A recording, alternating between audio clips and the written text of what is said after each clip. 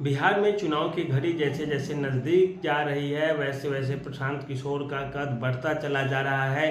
जन सुराज के प्रति लोगों का अपार समर्थन दिखने लगा है। जन सुराज में बड़े बड़े कद्दावर लोग शामिल होते जा रहे हैं। आपको बता दें कि हाल ही में मनीष कश्यप जो शामिल हुआ है जन सुराज में, मनीष कश्यप का पहले से ही कद ज़्यादा बड़ा था और जनसुराज को भी मनीष कश्यप से फायदा होगी और मनीष कश्यप को जनसुराज से।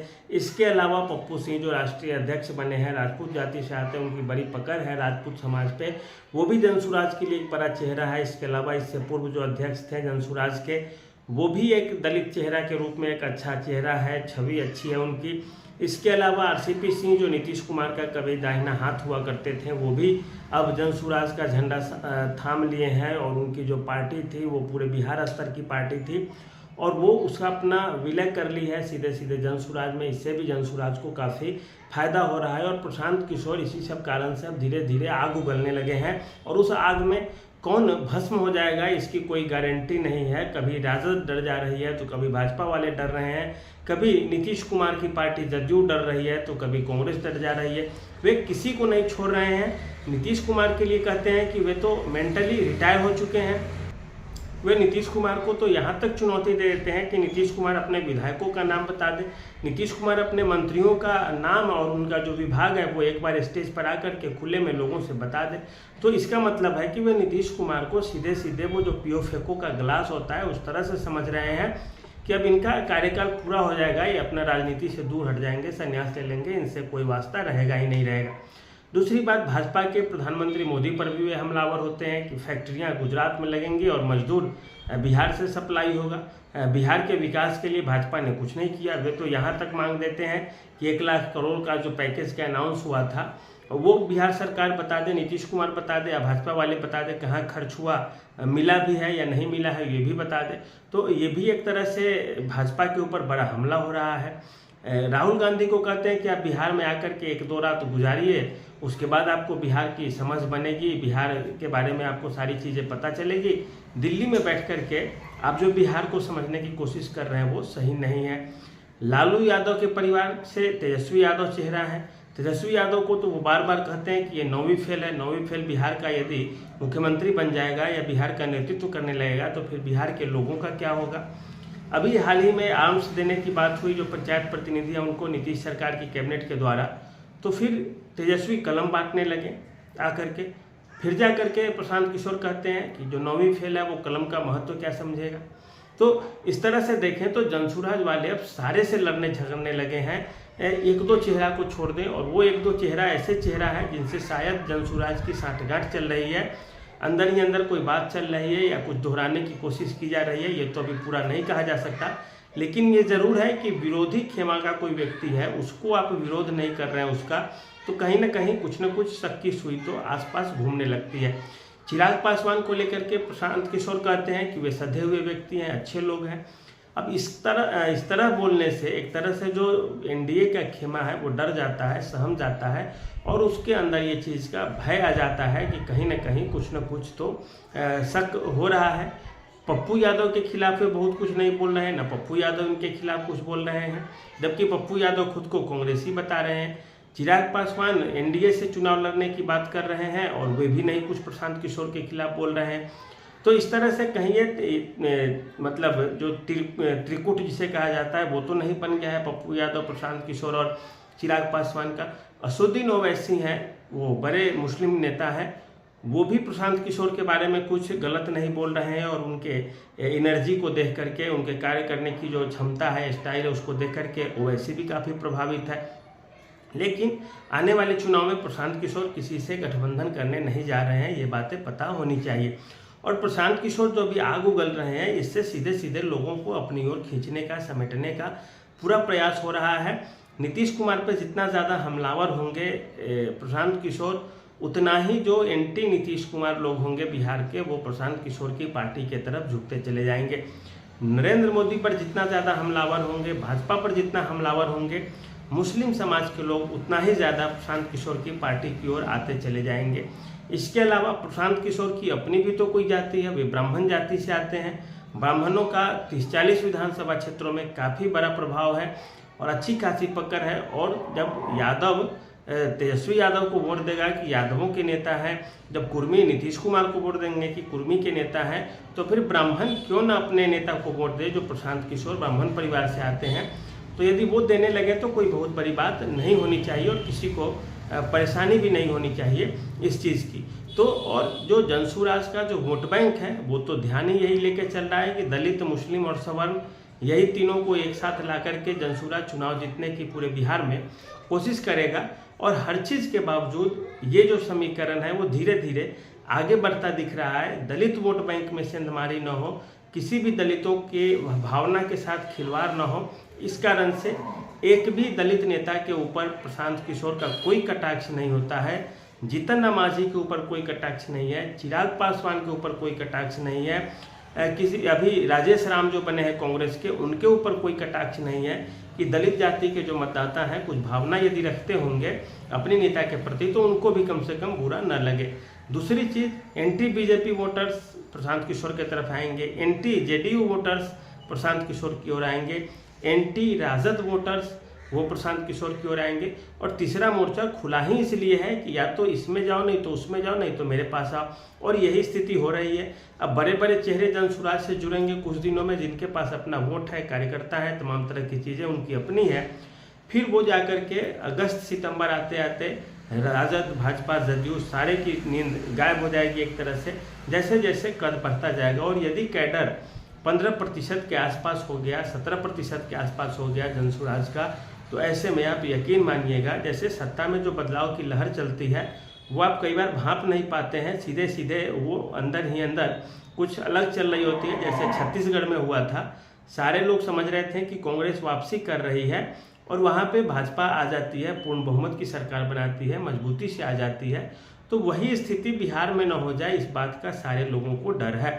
भाजपा को भी ये डर है। प्रधानमंत्री मोदी की रैलियों में भीड़ नहीं जमा हो रही है, लोगों के अंदर उत्साह नहीं है। तमाम जो सर्वे की एजेंसियां हैं वो निगेटिव फीडबैक दे रही है आरजेडी, जेडीयू और बीजेपी के गठबंधन का।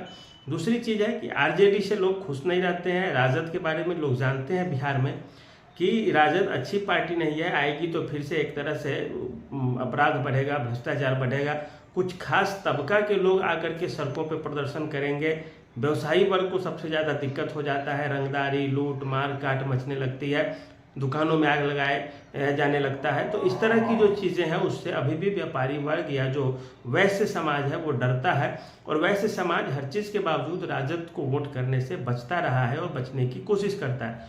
कुछ एक लोग होते हैं जो खास कोई नेता है, कोई अपने स्वार्थ के लिए आरजेडी में है और उसे लगता है कि हमें टिकट मिलेगी तो हमारे लोग वोट देंगे, तो उन लोगों की बात नहीं की जा रही है। जब आम जन सामान्य की बात की जा रही है तो कुछ कुछ वर्ग है जो कुछ कुछ पार्टियों से दूरी बना करके चलता है। जैसे सवर्ण जातियां हैं तो वो सीधे सीधे दूरी बना करके चलती है, किससे, तो राजद से, कांग्रेस से दूरी बनाती है। अभी भाजपा के साथ ही, कभी नीतीश कुमार के साथ हुआ करती थी ये जातियाँ।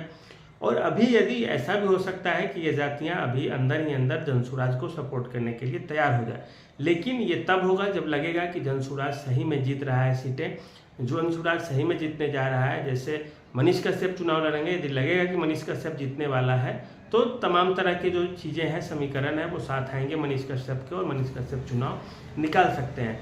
तो इस तरह की जब तक कहानी नहीं बनेगी तब तक कुछ भी कहना बिहार में मुश्किल है। इसके अलावा मजदूरों को लेकर के या पेंशन को लेकर के या खेती को लेकर के या शिक्षा को लेकर के, भ्रष्टाचार को लेकर के प्रशांत किशोर तरह तरह के आरोप लगा रहे हैं सरकार पे और सरकार मूक बन के सुन रही है, क्योंकि सरकार के पास कोई तर्क नहीं है, कोई जवाब नहीं है।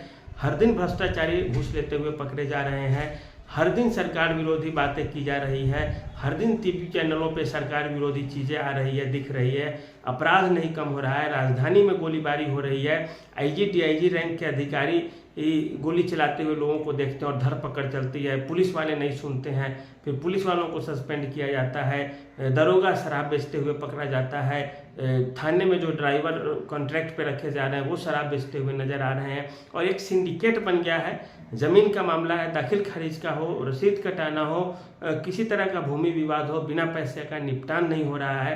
प्रखंड कार्यालयों का लोग चक्कर लगा लगा के थक रहे हैं, अधिकारी छुट्टी मार रहे हैं। तो इस तरह से लोग बेचैन हैं अंदर ही अंदर और लोगों के पास अब तक लग रहा था कि आरजेडी हमारा एक अच्छा विकल्प है। आरजेडी कुछ दिन पहले जो सर्वे थे उसमें बिहार के लगभग लोग आरजेडी को वोट करने जा रहे थे और 44% लोग तेजस्वी को पसंद कर रहे थे और इस बात की संभावना दिख रही थी कि तेजस्वी इस बार मुख्यमंत्री बनना निश्चित है। जदयू के साथ साथ भाजपा भी हार जाएगी इस बार, साथ साथ चुनाव लड़ी सारी पार्टियां, तो चिराग पासवान भी हारेंगे। लेकिन अब क्या हुआ है, प्रशांत किशोर के आने से 3 मोर्चा बन गया है और बीजेपी, जेडीयू, आरजेडी, कांग्रेस चारों पार्टियों को लग रहा है कि हम बहुमत बनाने से दूर रहेंगे, क्योंकि अभी तक के जो आंकड़े हैं, प्रशांत किशोर बिहार में 30 से 40 विधानसभा की सीटें आसानी से जीत लेंगे यदि इसी तरह से उनका विकास होते रहा तो, और ज़्यादा भी हो सकता है यदि और माहौल इनके पक्ष में रहा तो। और इस चीज़ को लेकर के अब सारी पार्टियां डर गई है कि आखिर जो ये आग उगल रहे हैं जिसका कोई जवाब है ही नहीं किसी पार्टी के पास, और ये सही होता हुआ यदि दिखा तो फिर बहुमत के लिए जो 122 सीटें चाहिए वो किसी भी पार्टी के पास नहीं आ पाएगी, क्योंकि प्रशांत किशोर जो सीटें लाएंगे वो आरजेडी से छीनेंगे और जदयू भाजपा से छीनेंगे।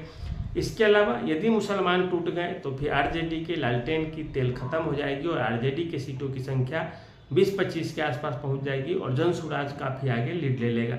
दूसरी अगर बात है कि अगर मुसलमान भी टूटते हैं, सवर्ण जातियां भी टूटती है और अन्य जो जातियां हैं वो भी थोड़ा बहुत टूटेंगी और दलित तबके से नेतृत्व को लेकर के यदि आगे कोई आता है तो फिर ऐसे में आप यकीन मानिए कि प्रशांत किशोर बिहार को जीतते हुए नजर आएंगे। जैसे अरविंद केजरीवाल दिल्ली को जीत लिए थे, कांग्रेस मुंह देखते रह गई शीला दीक्षित के नेतृत्व में, भाजपा वाले मुंह देखते रह गए सुषमा स्वराज के नेतृत्व में, उसी तरह से बिहार में नीतीश कुमार, प्रधानमंत्री मोदी के कुछ चहेते लोग और सारी तेजस्वी यादव सारे मुंह देखते रह जाएंगे और बिहार की सत्ता पे आगे अगले 10-15 सालों के लिए जन स्वराज की सरकार बैठ जाएगी और इसे कोई हटाना किसी के लिए इतना आसान नहीं होने वाला है। दूसरी चीज़ कि अगर ऐसा नहीं भी होता है तो भी बिना जन स्वराज के समर्थन के सरकार चलाना मुश्किल होगा किसी के लिए, और जन स्वराज सहयोग देगी तो अपनी शर्तों पे देगी और इसीलिए इसमें कोई दो राय नहीं है कि जन स्वराज अपने ढंग से ही सरकार चलवाएगी।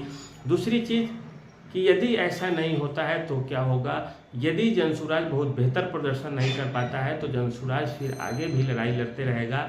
लेकिन अब जैसा भीड़ दिखने लगा है जन स्वराज की सभाओं में, लोगों के अंदर जिस तरह की जागरूकता दिख रही है, लोग जैसे जैसे हवा बना रहे समाज में, ऐसा अब ये कहना मुश्किल है या बिल्कुल गलत होगा कि प्रशांत किशोर के साथ बिहार की जनता नहीं है, छिटपुट है मतलब, लेकिन ठीक ठाक उनकी संख्या है। प्रतिशत के आधार पे वो कई पार्टियों से ज़्यादा बहुमत रखने लगे हैं। प्रशांत किशोर के पास हर जाति के जो अच्छे लोग हैं, हर समाज के जो अच्छे लोग हैं, जो अच्छा सोच रखते हैं राज्य के लिए, देश के लिए, वो प्रशांत किशोर को वोट देंगे, चाहे वो बनिया हो, चाहे वो तेली हो, चाहे वो राजपूत हो, चाहे वो पंडित हो, चाहे वो पासवान हो, चाहे वो माझी हो, कोई भी हो, सारे लोग देंगे। पढ़े लिखे लोग हैं वो देंगे, जो शांति चाहते हैं वो देंगे, और जो थोड़ा होता है कि हाँ जाति है, जाति का जंतर गंदर में घुमा के कि चुनाव के बाद तो फिर कोई पूछेगा नहीं उनको, फिर अपना गाय भैंस चलेगा ही, हम लोगों का टेम्पो रिक्शा चलेगा फिर। लेकिन अभी 1-2-3 महीने के लिए खूब जाति का जंतर चलाया जाए, ये जाति इतना है, ये जाति उतना है, चौक चौराहे दुकान पे खट्टा मीठा जो बात होता है कि इस जाति की संख्या यहाँ इतनी है, वहाँ इतनी है, और यहाँ वो जीत रहे, यहाँ हार रहे हैं, यही चलते रहा तो भी कहना कुछ मुश्किल है। लेकिन ये है प्रशांत किशोर अब लड़ाई में आ रहे हैं धीरे धीरे। जदयू की तो नींद गायब हो गई है, राजद वाले बेचैन है कि कांग्रेस के साथ कुछ होने जाने को नहीं है, क्योंकि कांग्रेस को प्रशांत किशोर ने चुनौती दे दी है कि कांग्रेस में दम है तो लालू यादव को बोल के दिखा दे कि हम आधी सीटों पे चुनाव लड़ेंगे, आधी पे कांग्रेस लड़े, आधा पे आरजेडी, लेकिन इतना दमखम नहीं है। तो इस तरह से जो प्रशांत किशोर बम पटक रहे हैं बिहार में, ये सभी पार्टियों की नींद को हराम कर दिए हैं, गायब कर दिए हैं, और जन स्वराज अपने बेहतर प्रदर्शन की ओर आगे बढ़ रहा है और आने वाले समय में और ज़्यादा ये बेहतर प्रदर्शन हो सकता है। तो इस तरह से आप कैसी लगी ये समीक्षा आप हमें ज़रूर बताइएगा। आज के लिए इतना ही, धन्यवाद, नमस्कार।